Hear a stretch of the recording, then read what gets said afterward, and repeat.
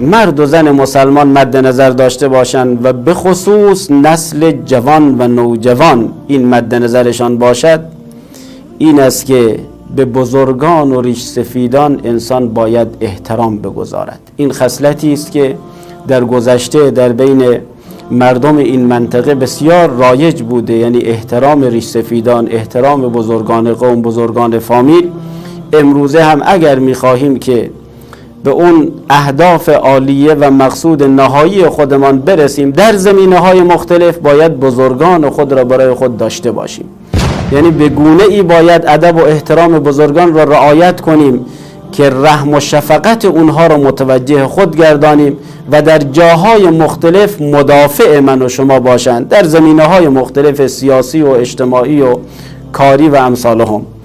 خب در این مورد هم روایاتی است از رسول گرامی اسلام، از جمله این روایت که رسول الله می‌فرمایند ان من اجلال الله تعالی اجلال ذی الشیبة المسلم، از جمله احترام و اعزاز و تعظیم رب العالمین این است که انسان به یک پیرمردی که ریش سفیدی دارد و مویش در اسلام سفید شده انسان احترام بگذارد.